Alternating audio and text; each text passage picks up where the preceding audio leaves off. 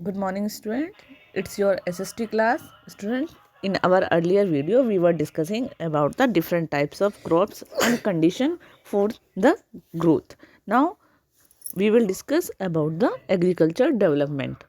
Students, आप सभी को पता है कि जैसे हमारी वर्ल्ड की पॉपुलेशन बढ़ रही है, तो उस पॉपुलेशन को बढ़ती हुई पॉपुलेशन की वजह से उसको फूड की भी ज़रूरत होती है। ठीक है, यानी हर एक व्यक्ति जो होता है उसको जीवन जीने के लिए फूड की ज़रूरत होती है। तो इस पॉपुलेशन के साथ साथ हमारी फूड की डिमांड भी बढ़ रही है। और most of the countries in the world, पूरे वर्ल्ड में ज़्यादातर जो कंट्रीज़ हैं वो इस काम में लगी हुई हैं कि वो किस तरीके से अपना जो क्रॉप्स है उसके प्रोडक्शन को बढ़ सके। तो पूरे वर्ल्ड में जितनी भी कंट्रीज़ हैं वो अपनी क्रॉप्स के प्रोडक्शन को बढ़ाने में के लिए बहुत सारे एफर्ट्स कर रही है ताकि जो बढ़ी हुई डिमांड है उसको पूरा किया जा सके। और इस डिमांड को कब पॉसिबल है पूरा करना, जब हम एग्रीकल्चर को प्रॉपर तरीके से हमारी एग्रीकल्चर डेवलप्ड हो सके। ठीक है, यानी ये जो डिमांड है पॉपुलेशन की वजह से, जो हमारी फूड की डिमांड बढ़ी है, तो हम उसको पूरा करने का तभी कर सकते हैं जब हम एग्रीकल्चर भी डेवलप करें। और कब हो सकता है ये? जब हम लेटेस्ट टेक्नोलॉजी का यूज़ करें, हाई यील्ड वेराइटी ऑफ शीड्स यानी HYV शीड्स का, बहुत अच्छी क्वालिटी के शीड्स का यूज़ करें ताकि हमारा प्रोडक्शन अच्छा हो। इंक्रीज लैंड अंडर कल्टीवेशन, जो हमारी कल्टीवेशन है उसके कल्टीवेशन के लिए लैंड को इंक्रीज करें, यानी खेती के लिए ज़्यादा ज़मीन का यूज़ करें। Growing more than one crop in a year, और एक साल में एक से ज़्यादा फसल को उगाए। अपनी इरिगेशन फैसिलिटीज़ यानी सिंचाई की जो सुविधा है उनको इम्प्रूव करें। Using organic and chemical fertiliser, organic और केमिकल फर्टिलाइज़र का यूज़ करें। मॉडर्न फार्म इक्विपमेंट्स का यूज़ करें ताकि हमारी एग्रीकल्चर में का डेवलपमेंट हो सके। In developing countries such as India, ऐसी कंट्रीज़ जो अभी पूरी तरह से डेवलप्ड नहीं हुई हैं, डेवलपिंग है, जैसे कि इंडिया, तो most people practice intensive agriculture on small land. और ज़्यादातर जो लोग हैं वो अभी इंटेंसिव एग्रीकल्चर यानी पुराने तरीक़ों से ही खेती कर रहे हैं और छोटे छोटे लैंड पर कर रहे हैं। हावेवर, लेकिन जो डेवलप्ड कंट्रीज़ हैं जैसे कि USA या कनाडा, वहाँ पर एग्रीकल्चर को कमर्शियल स्केल मिल चुका है, यानी लोग जो है एग्रीकल्चर किस लिए कर रहे हैं? कमर्शियल पर्पस से कर रहे हैं, सिर्फ मार्केट में बेचने के लिए। In such countries, a single farmer carries out agriculture on large farms more than 250 hectare in size. In countries में एक अकेला किसान खेती कर रहा है बहुत बड़े फार्म पर, लगभग कितना है उसका? मोर देन 250 हेक्टेयर, जो 250 हेक्टेयर से ज़्यादा साइज में वो खेती कर रहा है लैंड पर। This also make use of advance technology, और ये कैसे पॉसिबल हो सका है? क्योंकि वो एडवांस टेक्निक का यूज़ कर रहा है। Most of the farmers practice are machines, और ज़्यादातर किसान जो हैं वो खेती किस मशीनों के द्वारा कर रहे हैं। यानी कनाडा और USA में जो खेती है वहाँ पर क्यों अकेला किसान इतना सारा कर पा रहा है? क्योंकि वो एडवांस टेक्निक का यूज़ कर रहा है और मशीनों का यूज़ कर रहा है। ओके, आप यहाँ देख सकते हैं बेटा, ये पिक्चर में स्प्रेइंग पेस्टिसाइड विद एरोप्लेन। अब ये टेक्निक है कि जो पेस्टिसाइड है उस पेस्टिसाइड का यूज़ किस तरीके से किया जा रहा है? एरोप्लेन से। यानी आप देखेंगे कि इंडिया में पेस्टिसाइड का यूज़ मैनुअली किया जाता है, बट USA और कनाडा में वहाँ पर एरोप्लेन का यूज़ किया जाता है पेस्टिसाइड्स के लिए, स्प्रे करने के लिए। ओके, अब हम पढ़ेंगे फार्म इन इंडिया, यानी इंडिया में किस तरीके की फार्मिंग होती है, कैसे लैंड होते हैं और एग्रीकल्चर सिस्टम कैसा है। Agriculture is the main occupation of people living in the rural areas of India. Agriculture main occupation है जो लोग रूरल एरिया में रहते हैं, इंडिया में रूरल एरिया में रहने वाले लोगों का। About 70% of the total population of India lives in the village, और लगभग हमारी कंट्री की 70% पॉपुलेशन जो है वो गांव में रहती है। और ज़्यादातर सभी लोग इनमें से, चाहे वो डायरेक्टली या इनडायरेक्टली, किसके ऊपर डिपेंड है? एग्रीकल्चर के ऊपर डिपेंड है। We have selected small farm, और हमारे पास कुछ ही सिलेक्टेड स्मॉल फार्म्स हैं, और जो कितना है 1.5 हेक्टेयर इन एरिया, यानी वो 1.5 हेक्टेयर एरिया तक ही है। यानी इंडिया में जो फार्मर्स हैं उनके पास ज़्यादा बड़े बड़े लैंड नहीं हैं। अब हम यहाँ एक विलेज की स्टोरी पढ़ रहे हैं जो कि आदिलाबाद में है। There is a village, small village called Adilabad in Ghazipur. Ghazipur में एक विलेज का नाम आदिलाबाद है। गाज़ीपुर उत्तर प्रदेश में है, एक डिस्ट्रिक्ट है। मुन्ना लाल वहाँ का एक छोटा सा फार्मर है उस गांव में। The environment is suitable for agriculture, वहाँ का एनवायरनमेंट बहुत अच्छा है एग्रीकल्चर के लिए।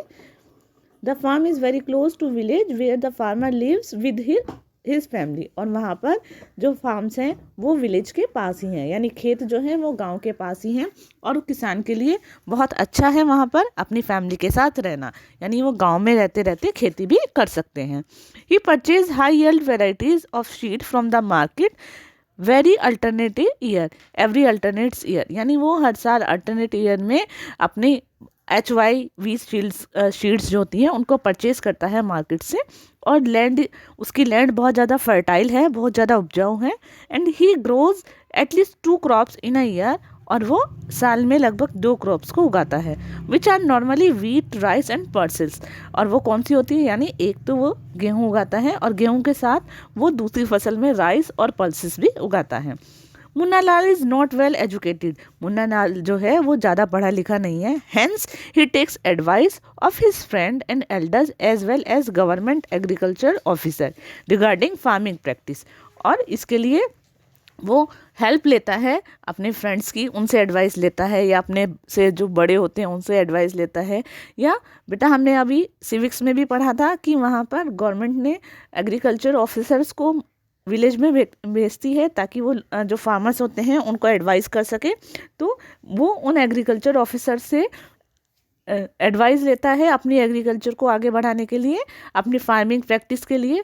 उसका एम क्या है? His aim is not only to meet the need of his family, उसका एम सिर्फ इतना नहीं है कि वो अपनी फैमिली की ज़रूरतों को पूरा कर सके, बल्कि उसका एम ये है कि वो अपनी फैमिली की ज़रूरतों को पूरा करने के साथ साथ जो उसका प्रोडक्शन है उसमें से बचा हुआ जो प्रोडक्शन होता है वो मार्केट में भी बेच सके, यानी अपने प्रोड्यूस को मार्केट में बेच सके।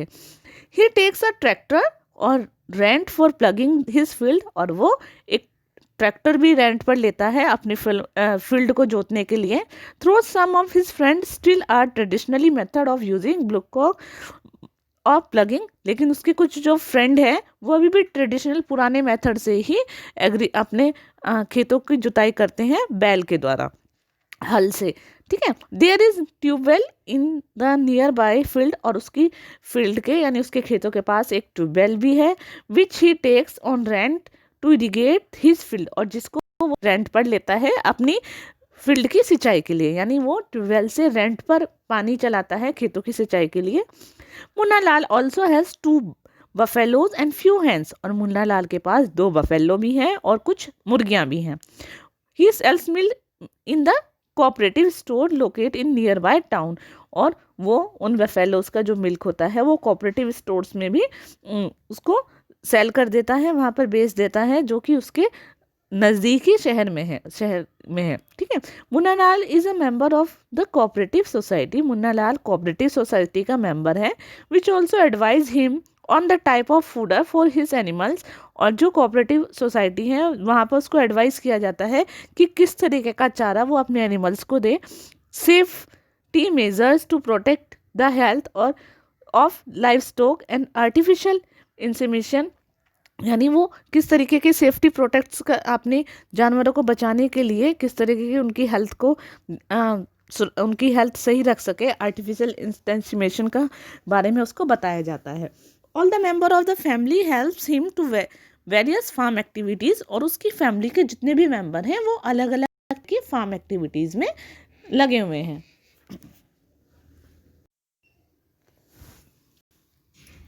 Munna Lal and his family remain busy with agriculture work almost throughout the year, Munna Lal और उसकी फैमिली जो है वो पूरे साल एग्रीकल्चर के खेती के किसी ना किसी काम में बिजी रहती है। ऑलमोस्ट एवरी ईयर, लगभग हर साल, he has to borrow money either from bank और agriculture cooperative society to buy HYV seeds, और हर साल वो मनी को बोरो करते हैं, मनी लेते हैं कहाँ से? बैंक से या फिर एग्रीकल्चर कोऑपरेटिव सोसाइटी से, टू बाय HYV सीड खरीदने के लिए, केमिकल फर्टिलाइज़र एंड इम्प्लीमेंट्स, और जो केमिकल फर्टिलाइजर्स हैं, यानी जो उर्वरक हैं या जो औजार है, जो खेती के लिए जिन मशीनों की ज़रूरत होती है उनको यूज़ करने के लिए वो हर साल बैंक से या फिर कोऑपरेटिव सोसाइटी से लोन लेते हैं, ताकि वो इन सब चीज़ों को खरीद सके और उसका फसल जो है वो अच्छी हो सके।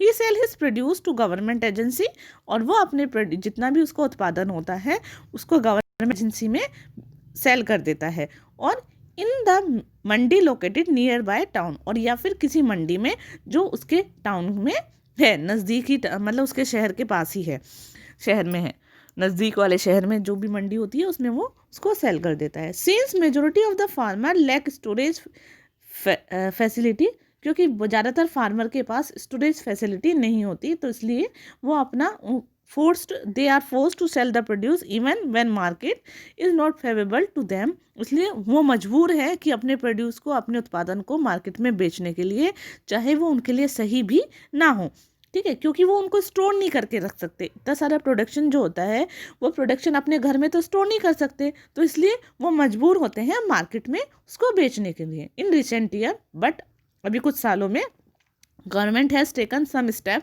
To develop storage facilities, government ने कुछ कदम उठाए हैं स्टोरेज फैसिलिटीज़ को डेवलप करने के लिए। ऑल सेड एंड डन, और सब कहते हैं करते हैं, ठीक है। Munna Lal family is just living at the subsistence level, सब ये कहते हैं कि मुन्ना लाल की जो फैमिली है कि वो जस्ट लिविंग है सब्सिस्टेंस लेवल पर, बहुत ही मतलब निचले स्तर पर है। They have not made much progress like many other small farmer in our country, और हमारी जो कंट्री है उसमें बहुत सारे, यानी सभी ये कहते हैं कि मुन्ना लाल ने बाकी हमारे कंट्री में जितने भी बहुत सारे किसान हैं, छोटे छोटे किसानों ने जितनी प्रगति की है, यानी जितनी प्रोग्रेस की है, उतनी प्रोग्रेस मुन्ना लाल ने नहीं की है। अब यूएसए के फार्मर्स के बारे में देखते हैं, यूएसए का फार्म्स कैसा है। USA in north America is the 4th largest country in the world. USA में जो नॉर्थ अमेरिका है वो 4th लार्जेस्ट कंट्री है पूरे वर्ल्ड में। It's total population is little more than 30 crore, उसकी टोटल पॉपुलेशन जो है वो थोड़ी ही ज़्यादा है 30 करोड़ से। People from different countries of Europe came here search of work and wealth, जो लोग हैं वो अलग अलग कंट्री से यूरोप में आते हैं अपनी वर्क की तलाश में, ताकि वहाँ पर बहुत अच्छी इनकम उनको हो सके। They founded the central part of USA is vast treeless plain there where tall grass grow. उन्हें यहाँ पर क्या मिलता है कि जो सेंट्रल पार्ट है यूएसए का, वहाँ पर बिल्कुल भी पेड़ नहीं है, प्लेन है, ट्रीलेस प्लेन है, लेकिन वहाँ पर बहुत लंबी लंबी घास उगती हैं। This is mid west of USA, और ये यूएसए का मिड वेस्ट है। And the immigrant called region prairies, और इमिग्रांट्स इसको क्या कहते हैं, जो प्रेरीज, रीजन प्रेरीज, प्रेरीज का region. Today USA is rich and developed country and has been blessed by the nature with vast fertile plain extensive grassland। आज हम देखते हैं कि यूएसए जो है वो बहुत ही अमीर और डेवलप्ड कंट्री है, और उसको हम ये कह सकते हैं कि नेचर का आशीर्वाद मिला हुआ है कि वहाँ पर बहुत ज़्यादा फर्टाइल प्लेन है और बहुत एक्सटेंसिव ग्रासलैंड्स हैं। The prairies of USA are located in interior of continent and experience an extreme type of climate. और यूएसए का जो प्रेरीज है वो कॉन्टिनेंट के इंटीरियर पार्ट्स में है, और वहाँ पर एक्सट्रीम टाइप का क्लाइमेट देखने को मिलता है। एक्सट्रीम मीन्स यानी ठंड में बहुत ज़्यादा ठंड और गर्मी में वहाँ पर गर्मी, एक्सट्रीम, ठीक है। This here the winter are generally cold, और यहाँ पर विंटर जो है वो बहुत ज़्यादा कोल्ड होती हैं और समर बहुत ज़्यादा हॉट होती हैं। यहाँ पर बहुत लिटिल अमाउंट में बारिश होती है, और कब होती है, वो भी ड्यूरिंग द समर सीजन में। We have selected a farm in the Midwest region of USA। हमारे पास जो कुछ यूएसए के मिड वेस्ट रीजन में सिलेक्टेड फार्म्स ही हैं, which is about 300 hectare in area, और जो लगभग कितने होते हैं, 300 हेक्टेयर एरियाज में होते हैं। It is not the large farm as most of farm in USA are very large. वो क्या है, ज़्यादा बड़े नहीं हैं, लेकिन क्या है, यूएसए के जो फार्म्स होते हैं वो बहुत ज़्यादा बड़े बड़े होते हैं। David is owner of the farms and lives which his family on the farm itself. David क्या है, एक फार्म का ऑनर है और वो अपनी फैमिली के साथ फार्म्स पर ही रहता है, वहीं रहता है। Geographical condition such as relief of land, climatic condition etcetera favour the cultivation of large variety of crops. यानी वहाँ की जो जोग्राफिकल कंडीशन है, जैसे कि रिलीफ, लैंड का रिलीफ जो है, या क्लाइमेटिक कंडीशंस हैं, वो सब कल्टीवेशन के लिए बहुत ज़्यादा सुटेबल हैं वहाँ पर। ताकि कैसे लार्ज वैरायटी ऑफ क्रॉप्स के लिए बहुत अच्छी हैं। कौन कौन सी क्रॉप्स वहाँ पर होती है? कॉर्न, जिसको मेज़ कहते हैं, soybean, wheat and sugar beets, इस तरह की वहाँ पर क्रॉप्स उगाई जाती हैं। But David gives preference to cultivation of maize which is called corn in USA. लेकिन डेविड क्या है, वो प्रेफरेंस किसको देता है? मेज को देता है, और जिसको हम कॉर्न कहते हैं। यूएसए में क्या कहा जाता है? मेज को कॉर्न। और other crops, David's farms is very corns in USA over other crops, यानी बाकी क्रॉप्स के मुकाबले वो सिर्फ कॉर्न्स को उगाता है। डेविड का फार्म जो है वो बहुत बड़ा है when compare to the average land holding in India. यानी अगर हम अपने इंडिया में जो लैंड होल्डर्स हैं उनसे अगर कंपेयर करें, तो यहाँ के लैंड होल्डर से तो बहुत ज़्यादा बड़ा लैंड है उसका। यानी अभी हमने पढ़ा कि इंडिया में जो फार्म्स होते हैं वो 1.5 हेक्टेयर के होते हैं, बट उसके पास तो 300 हेक्टेयर्स का फार्म है, और वो भी यूएसए के फार्म्स के मुकाबले बहुत छोटा है। ठीक है, लेकिन इंडिया के फार्म हाउस जो फार्मर्स होते हैं उनके उनसे बड़ा है। Due to its size, size साइज़ के कारण most of the farms work such as ploughing, seeding, harvesting, threshing etcetera is done with the help of the machine. क्योंकि इतना बड़ा फार्म्स है और इतने बड़े फार्म पर अकेले तो काम नहीं किया जा सकता, तो अपने साइज के कारण ज़्यादातर जो वर्क होता है, जैसे कि प्लगिंग का, शीडिंग्स का, यानी खेत को जुताई करने का, उसमें बीज बोने का, हार्वेस्ट करने का, थ्रेसिंग करने का, ये सब किसके द्वारा किया जाता है? मशीनों के द्वारा किया जाता है। It is very particular about the facility of the soil, और ये हमारी सॉइल की जो फर्टिलिटी होती है उसके ऊपर डिपेंड करता है। मतलब अच्छा है, मतलब अलग अलग होता है, सॉइल की फर्टिलिटी के अकॉर्डिंग सब चीज़ें अलग अलग होती रहती है। He asked the soil laboratories, और वो सॉइल लेबोरेटरीज से भी इन सब चीज़ों के बारे में पूछता है। ठीक है, और सॉइल लेबोरेटरी से टेस्ट कराता है अपनी सॉइल की फर्टिलिटी का, एडवाइस लेता है उनसे कि वो किस टाइप का फर्टिलाइज़र को यूज़ करे और कितनी मात्रा में उसको यूज़ करे। ठीक है, so that the nutritional level of the soil can maintain, ताकि उसका न्यूट्रिएंटियल जो लेवल है हमारी सॉइल में, जो नाइट्रोजन है, न्यूट्रिएंटियल जो उसका लेवल होता है वो मेंटेन हो सके। Contour ploughing and rotation of crops are regular practice, और वो कौन सी क्रॉप्स किस तरह का एग्रीकल्चर प्रैक्टिस को यूज़ करता है? Contour ploughing and rotation of the crops, यानी क्रॉप्स को बदल बदल कर।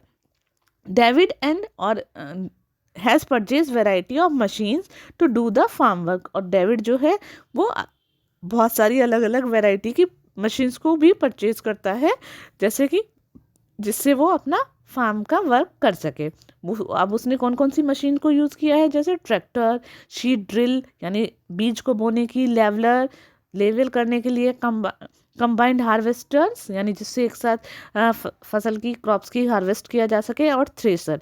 ही maintain an independent workshop on the farm house, और वो इंडिपेंडेंट वर्कशॉप भी मेंटेन करता है फार्म हाउस पर। Practice are often spray are aircraft, और अभी जैसे हमने देखा कि एयरक्राफ्ट के द्वारा वो प्रैक्टिस जो स्प्रे होता है पेस्टिसाइड्स का, उनको भी पेस्टिसाइड का स्प्रे वो एयरक्राफ्ट के द्वारा करता है।